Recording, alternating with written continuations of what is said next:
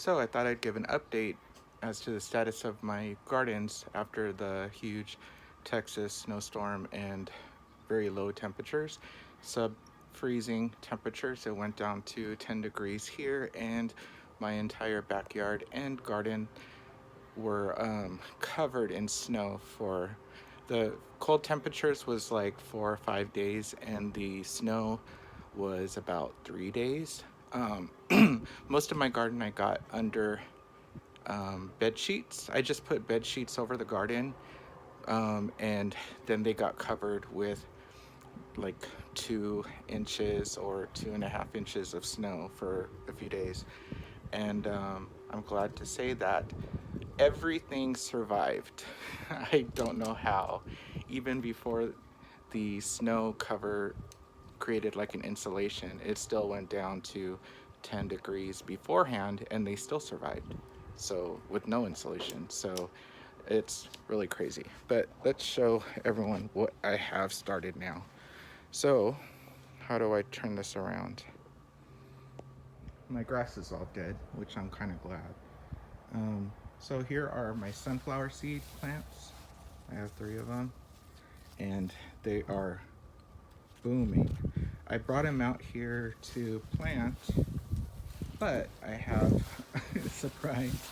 My viola flowers survived, even though I didn't cover them with anything. So they survived the super low temperatures and the snow with no protection whatsoever and lived. I still might put a sunflower seed plant in there. Then I have chocolate striped tomatoes. I have 1, 2, 3, 4, 5, 6 of them, and they are getting ready to plant. This, leaving them out here in the sun for a little while is called hardening off. No, it's not called hardening off. Yeah, it is. I forgot what it's called, but it's preparing them to live outside in the wild as opposed to in the nice air conditioning and lighting of the inside of the house. I have my little Zulu peppers. I'm excited about those. I grew them last year, but they didn't live long enough to fruit. They get very dark black bell peppers. So just like green, red, and yellow bell peppers you get at the store, but they're black. I have my banana trees, mini banana, and other whatever banana. These have been inside my house for a while through the winter and through the autumn, but it's warm enough for them to come outside now. I have various kinds of peppers here. These are my jalapeno style peppers, and then ground cherries, which I'm excited about because I couldn't even get them to live this long last year, so I'm really excited about that. They grow tiny little, they look like cherry tomatoes, but they grow with the tomatillo style wrapping, so they're like little wrapped up cherry tomatoes, and they're supposed to be taste like a pineapple tomato or something, so I'm excited about that. And then I have these here are black cherry tomatoes. 1, 2, 3, 4 big ones, and then these 2 little ones that might still grow, I'm not sure yet. Marigolds I grew from seed. I have 3 of those. They're supposed to be good for deterring pests, so we'll see how good that goes. There's Koala. Hi, Koala. What? Koala?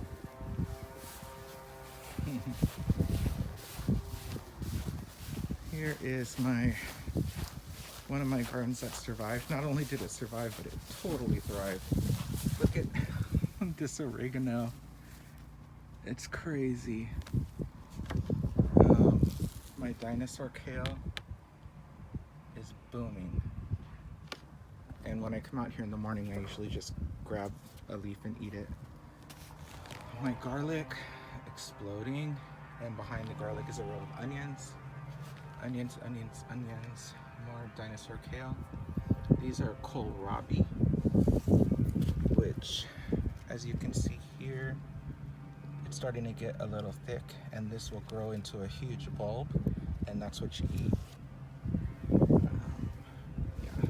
So I'm very excited that this not only survived buried under snow, but thrived. You came out even better than before. And then you could see in my window my huckleberry plants. I'm trying to rehabilitate them because they're a little sick right now.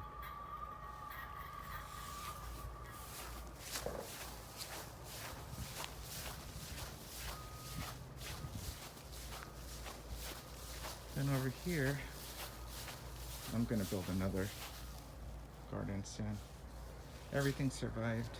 I got purple cabbage that's recovering and starting to grow again.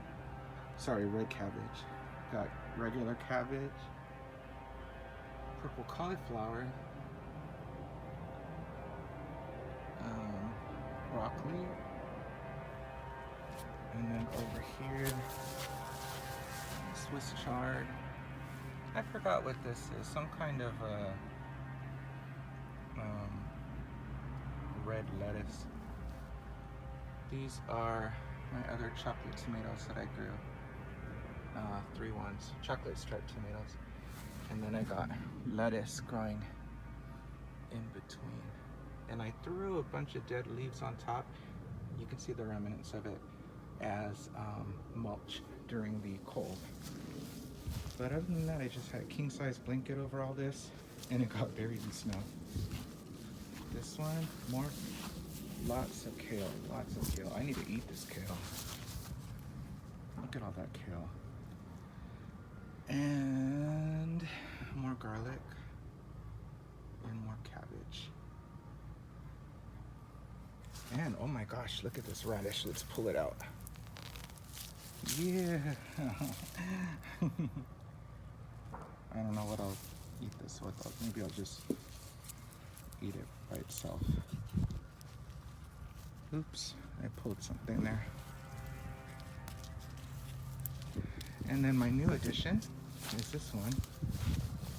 You can see I have lots of onions growing up.